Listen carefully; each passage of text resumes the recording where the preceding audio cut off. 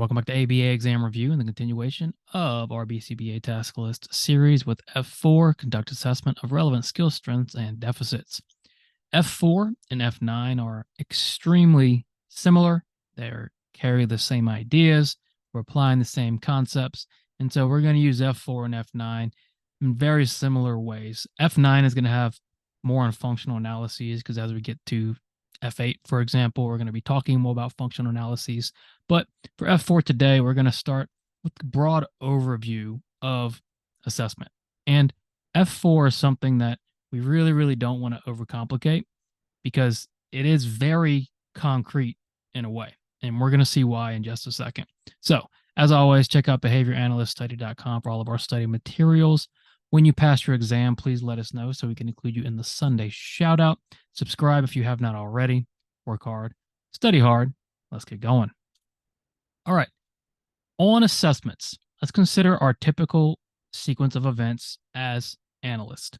So first, we're going to assess. Of course, you always have to do the assessment first, even if this client has been with your company for a while or is coming from a different company, you have to do your own assessment. Following assessment, you're going to plan on what you're going to do, so your treatment plan. You're then going to train if you have technicians or implement yourself depending on your model, but typically you're going to be training technicians or paraprofessionals or teachers or whoever to implement your plan, and then you're going to evaluate. So a very simple 4-step sequence, and you're going to repeat this pretty much for every single client. So I like this quote from Cooper: a behavior assessment, this is why it's so important, it informs planning. It's going to lead to your treatment plan. It's going to inform you what goes in that treatment plan. Provides guidance for implementation. So what do you need to do to better train your staff to implement that plan? You're only as good as your staff. If you aren't training implementation well, you need to improve on that.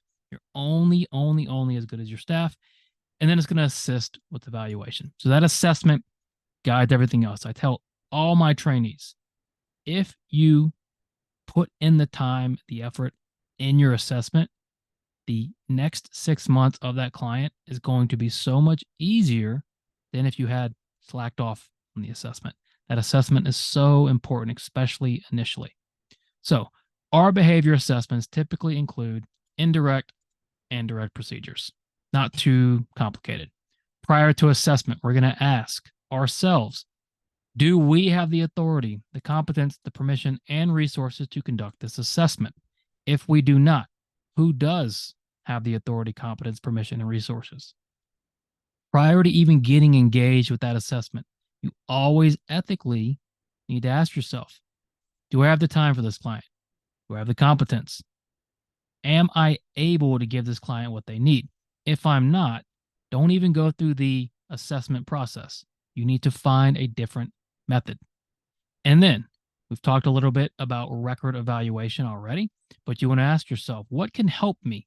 So the more help, the better. What records already exist? What data already exist? What resources are there that's going to help guide your assessment? Use what's available to you. Again, this assessment, the assessment piece is so important. It might be, in my opinion, the most important part of this process. A good assessment is going to lead to success early on, which leads to more success down the line.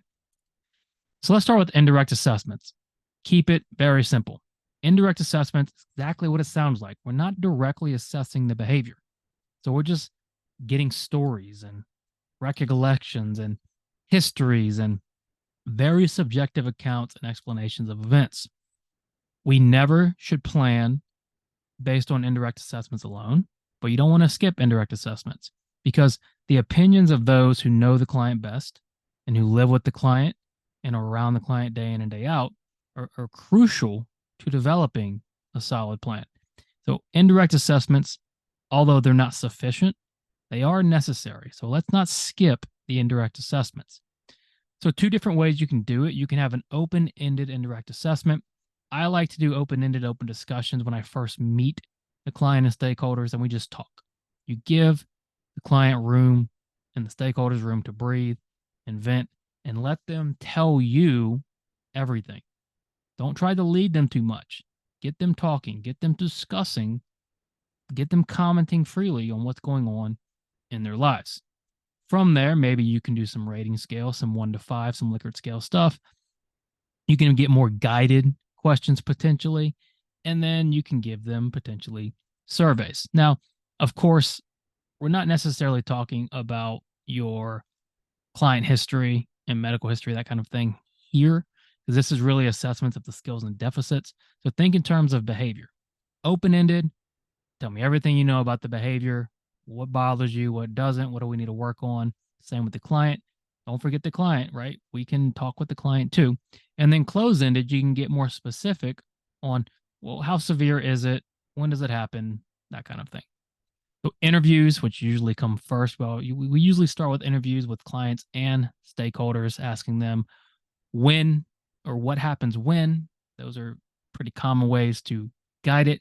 Interviews, very important. Get good at asking questions and get even better at listening. And then the checklist and rating scales provide some more descriptive information about the behavior. As you can see, indirect assessments, they're going to give you valuable information, but you can only get so much from this because it's really just the subjective accounts of what's going on.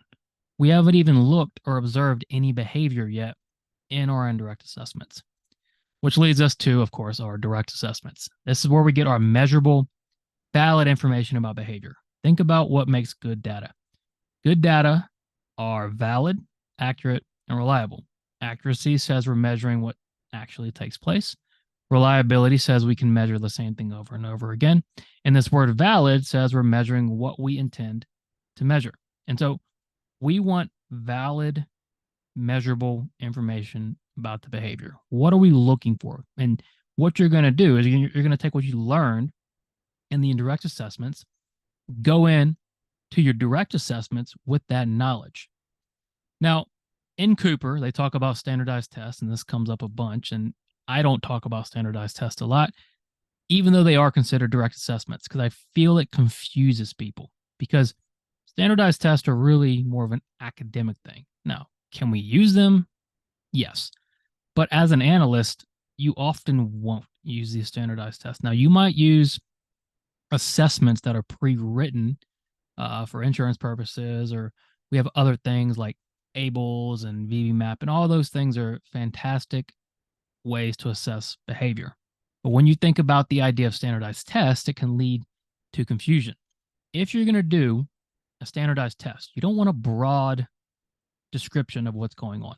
For example, if the standardized test tells you that your client is a grade behind in math, it doesn't tell you a lot behaviorally about what's going on. It's a very broad description of it, of what the issue is. So if you're going to use a test, make sure it's specific. We always want specific targets. So get specific information on the specific behavior of interest. More commonly, we're going to use things like ABC recording, event recording, anecdotal observation, where we're actually observing what's happening, the client in their environment, watching the behavior occur, marking down antecedents, marking down consequences. And that type of direct observation is 95, 99% of the time what you're going to be doing. And the direct observation should complement the indirect and vice versa. They both play important parts in this assessment phase, which is going to lead to our planning phase. So a few more notes. An ecological assessment, it's just information about the person and the environment in which they live. Think about it in terms of going into someone's home and focusing on the home itself. What does that environment look like? Beware of reactivity to assessment. If you've got a strong presence, like many BCBAs do, you've got to be aware of your presence and how that affects people's behavior, especially parents. They're going to act different around you. You want them to act as naturally as possible because how they act is affecting the client, and you want the client to act as naturally as possible because we want our data to be as accurate as possible. And then always, always, always, always directly measure behavior for planning and implementing. You've got to see with your own eyes that it's real, that it's measurable, that it's observable, and that it actually needs to be changed. So, F4, don't overthink it. Not that hard. Indirect assessments, direct assessments, That's how we're going to assess strengths and deficits. Nothing to it.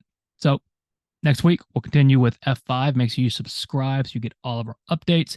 We're starting our newest practice exam Friday, so look out for that. Check out behavioranalyststudy.com for all of our study materials. As always, let us know when you pass so we can include you in the Sunday shout out. Study hard. See you soon.